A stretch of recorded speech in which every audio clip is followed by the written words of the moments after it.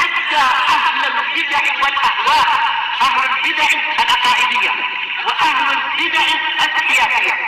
أنا أقول بيننا وبينكم السلف، بيننا وبينكم الكتب، كان فيقول البدع بيننا وبينكم. بسم الله الرحمن الرحيم. الحمد لله الذي أرسل رسوله بالهدى ودين الحق ليظهره على الدين كله وكفى بالله الشهيدا. أشهد أن لا إله إلا الله وحده لا شريك له إقرارا به وتوحيدا، وأشهد أن محمدا عبده ورسوله صلى الله عليه وعلى آله وسلم تسليما مزيدا لا نبي بعده. إخواني في الدين، أعزني وأعزكم الله وبارك فيكم. Sebelum kita melanjutkan hadis yang berikutnya, seperti biasanya hadis yang sebelumnya yang sudah kita baca disetorkan terlebih dahulu, yaitu hadis seputar pemimpin, bahwasanya masing-masing kita ini adalah pemimpin, baik memimpin diri kita sendiri ataupun kalau sudah berkeluarga memimpin keluarganya, ataupun dia menjadi seorang imam, yaitu raja atau misalnya memimpin rakyat sipilnya. Itu semua nanti akan dimintai pertanggungjawaban di hadapan Allah Subhanahu wa ta'ala. Bagaimana dia memimpin, apakah diarahkan kepada yang baik, yang ma'ruf, ataukah diterlantarkan rakyat sipilnya, ataukah bagaimana? Itu semuanya nanti akan dimintai pertanggungjawaban dengan lafaz yang umum di awal permulaan, kullukum ra'in wa kullukum mas'ulun an ra'iyatih. Masing-masing kalian itu adalah pemimpin, dan masing-masing pemimpin akan dimintai pertanggungjawaban terhadap apa yang dia pimpin. Hadis ini mudah dihafal, disetorkan secara serentak berbarengan seperti biasanya yang menghafalnya.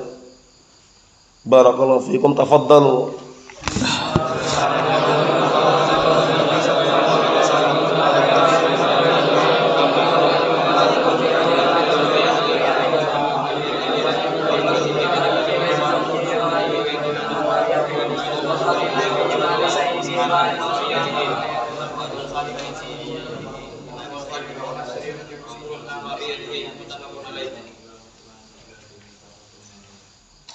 Na'am, ahsantum, barakallahu fiik, a'anakumullah.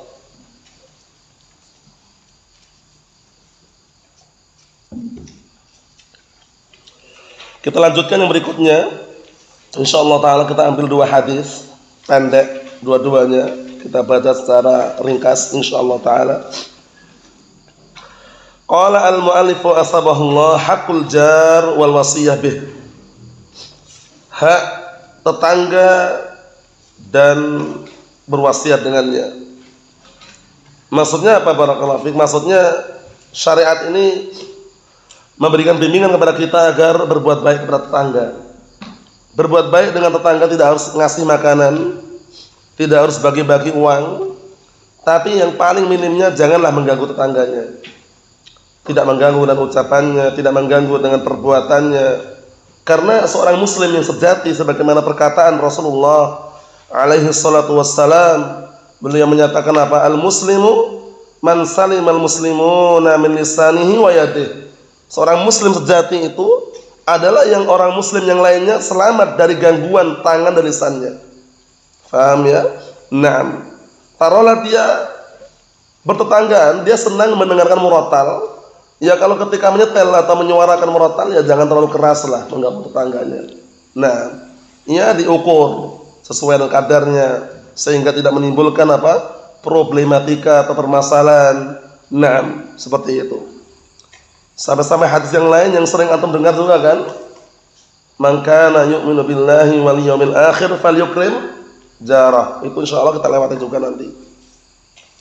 Barang siapa yang beriman kepada Allah dan hari akhirat, maka hendaknya dia memuliakan tamunya. Ingat-ingat, memuliakan tamu tidak harus ngasih makanan dan tidak harus bagi-bagi uang. Paham ya? Antum bertutur kata atau tidak mengganggu tetangga itu sudah kebaikan. Mafhum ya? Sudah kebaikan. Oleh karena itu upaya semaksimal mungkin ya kita tidak mengganggunya. Naam. Kita baca hadisnya. An Ibnu Umar, Abdullah bin Umar, Abu Abdurrahman, wa Aisyah radhiyallahu anha, Ummu Abdullah, Aisyah ummul mukminin radhiyallahu anha, qala Rasulullah sallallahu alaihi wa ala alihi wasallam, disimak baik-baik ya. Ma zala Jibril yusini bil jar hatta dhanantu annahu sayuwarrithu. Muttafaqun alaih. Artinya dari hadisnya Abdullah bin Umar dan juga Aisyah radhiyallahu anhuma, mereka berdua berkata, telah bersabda Rasulullah sallallahu alaihi wa ala alihi wasallam, ma zala Jibril yusini, masih senantiasa terus-menerus Jibril berwasiat kepadaku. Mazal Jibril senantiasa terus-menerus ya. Senantiasa terus-menerus Jibril berwasiat kepadaku bil jar, agar berbuat baik dengan tetangga. Hatta dhanantu, sampai-sampai aku menduga, dhanantu itu menduga artinya, sampai-sampai aku menduga atau menyangka, menyangka annahu sayuwarithu, bahwa saya Jibril akan memberikan warisan kepadanya. Bayangkan itu, karena terus dikasih wasiat, tetanggamu, jaga tetanggamu, berbuat baik dengan tetanggamu. Sampai-sampai apa? Aisyah ummul mukminin menyangka bahwa Jibril itu akan memberikan barakallahu fiik, warisan kepada tetangga tersebut. Faham? Nah, seperti itu. Seakan-akan tuh kalau seandainya manusia adalah harta itu berserahkan semua pada tetangga itu. Paham ya, sebagai warisan. Ini menunjukkan apa? Sangat ditekankan sekali untuk kita itu menjaga etika dan adab dalam bertangga. Tidak mengganggu mereka baik dengan ucapan atau dengan perbuatan. Barakallahu fiik. Kalaupun seandainya itu masak, disebutkan riwayat yang lain, suruh memperbanyak kuahnya. Kuah loh padahal ya, bukan dagingnya, kuahnya. Nanti kenapa? Karena bisa apa? Kuah itu kan bisa dibagikan gitu loh. Jadi taruhlah antum masak sop lah taruhlah ya. Dagingnya sedikit enggak banyak, kuahnya banyak. Kasih tetangga itu kuah. Dikit pun udah senang. Karena baunya sedap, rasanya enak misalkan, udah senang. Wah, ini ada peduli dengan tetangga. Walaupun dagingnya enggak antum kasih. Apalagi plus daging.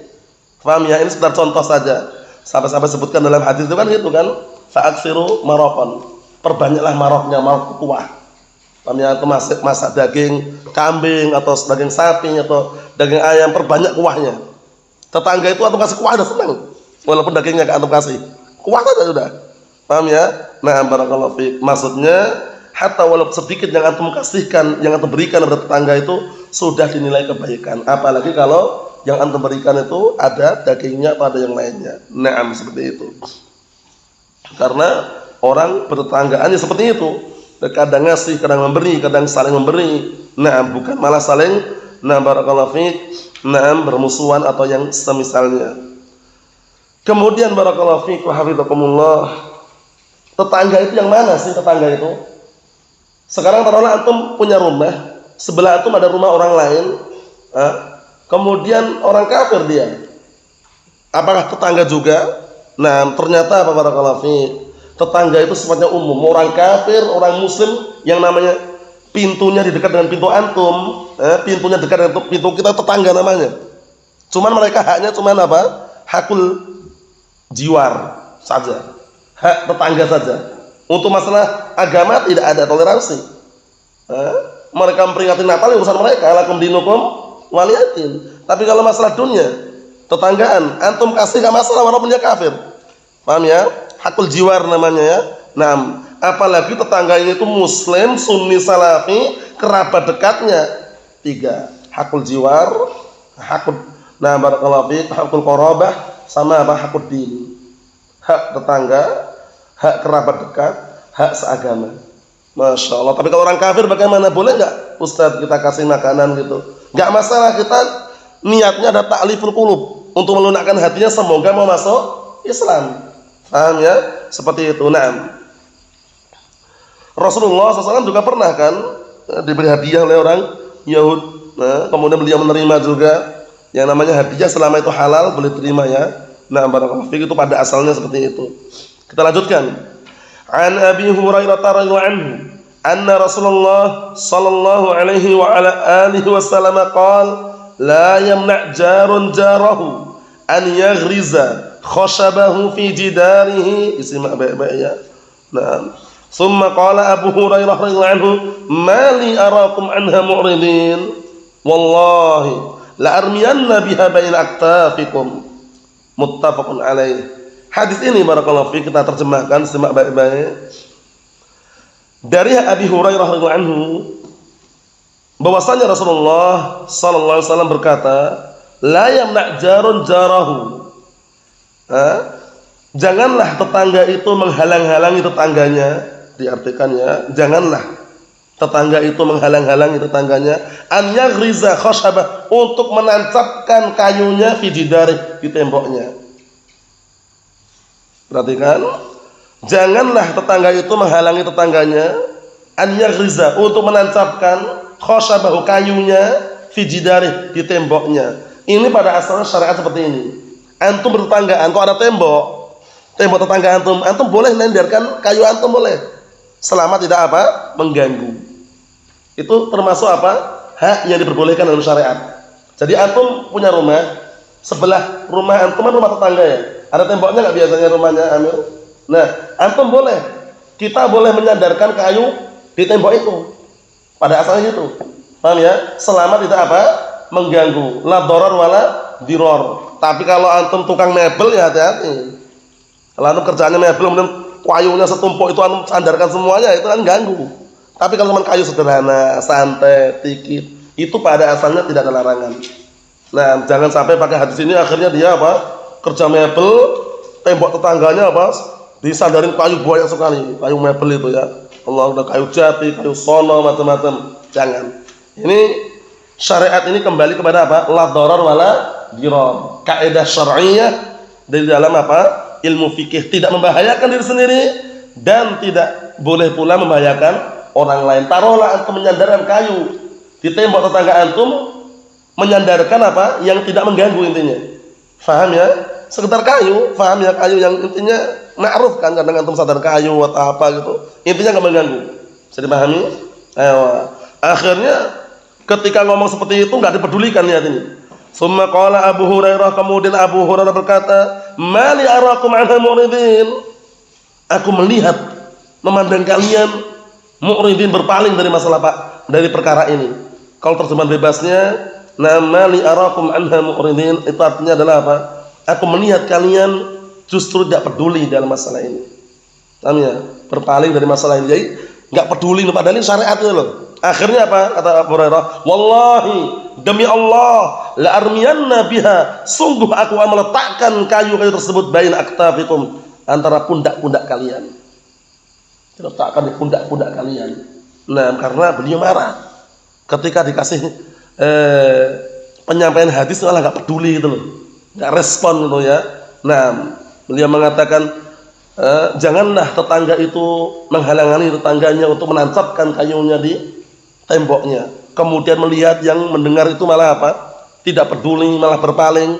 Akhirnya apa kata Abu Hurairah? Wallahi, demi Allah, la armiyanna biha, sungguh aku akan meletakkan kayu-kayu tersebut bain aktafikum, di pundak-pundak kalian. Bayangkan itu. Nah, artinya dikondisikan ya, biar nanti tahu. Menghafalnya mudah, biasanya kalau tahu artinya itu mudah menghafalnya. Nah, ikhwani fid din, azza wa jazakumullah, barakallahu fiikum. Hadis yang kedua yang kita baca ini seputar apa, barakallahu fiik? At-ta'awun al-birri wa taqwa. Tolong-menolong dalam perbuatan kebaikan dan ketakwaan. Tetangga antum punya tembok, kemudian antum punya kayu misalkan, sandarkan, pada asalnya enggak ada larangan. Cuman ingat-ingat para ulama telah menjelaskan kembali kepada hadis la darar wala dirar. Jangan membahayakan diri sendiri dan jangan membahayakan orang lain. Bisa dipahami insyaallah ya? Nah, barakallahu fiik. Jadi kalaupun antum menyandarkan kayu, ya sebatas apa? Penyandaran yang normal secara uruf. Bukan antum bukan orang pekerja mebel atau semisalnya ya. Kalau seandainya antum butuh sandaran yang banyak ya bikin sendiri gitu loh. Bisa dipahami insyaallah ya, Abdurrahman? Na'am, barakallahu fiik, seperti itu. Kemudian kenapa Abu Hurairah radhiyallahu anhu sempat marah? Karena syariat. Syariat itu kalau orang dikabarkan tentang syariat kok nggak peduli, nggak respon, nggak ada istilahnya apa, barakallahu fiik, tergerak hatinya untuk mengamalkannya, orang marah. Yang punya kecemburuan di dalam syariat ini, barakallahu fiik, seperti itu. Yang punya kecemburuan terhadap apa? Syariat ini. Kenapa nggak mau peduli? Nah, seperti kisahnya barakallahu fiik, hadis yang sahih yang waktu itu ada salah satu sahabat yaitu Abdullah bin Mughaffal radhiyallahu anhu. Menasihati ada orang yang dia main ketapel. Nahan Nabi sallallahu alaihi wasallam khadaf. Rasulullah SAW melarang daripada ketapel. Kalau ketapel ya kalau bahasa Jawanya pelintang. Namanya. Kemudian setelah itu malah orang itu ngulangi lagi. Sudah dilarang, dikabarkan Rasulullah melarang, malah ngulangi lagi orang tadi. Akhirnya apa? Barakallahu fi, kata Abdullah bin Mughaffal, wallahi la ukallimuka abada. Demi Allah, aku tidak akan ngajak bicara kamu selama-lamanya. Itu dalam bentuk hardikan. Sudah dinasihati, ini syarat ngayal gitu loh. Paham ya? Dikasih tahdir peringatan, aku tidak akan ngajak bicara kamu selama-lamanya. Bayangkan, ngulangi lagi. Rasulullah larang mainan ketapel, malah dia ngulangi. Langsung Abdullah bin Mughaffal rasanya gimana ini, orang dinasihati malah ngulangi. Rasulullah yang melarang, dia malah melanggar, itu istilahnya. Akhirnya beliau pun marah mengatakan, wallahi la ukallimuka abada. Perhatikan ini ya. Demi Allah, sungguh aku tidak akan ngajak bicara kamu selama-lamanya. Seperti itu. Ikhwani fid din, azza wa jazakumullah wa barakallahu fikum. Hadis ini yang kita baca dua hadis. Pertama hadisnya Abdullah bin Umar bin Aisyah radhiyallahu anha. Yang kedua hadisnya Abi Hurairah radhiyallahu anhu. Kedua-duanya masih seputar apa? Berbuat baik dengan tetangganya. Sudah kami jelaskan di awal permulaan bahwasanya berbuat baik dengan tetangga tidak harus memberikan harta atau makanan atau uang, tapi apa? Tidak mengganggunya, itu sudah terbaik di dalam barakallahu fiik berbuat baik terhadap tetangga. Wallahu a'lam bissawab. Nasallallahu as-salamata wal afiyah. Walhamdulillahirabbil alamin.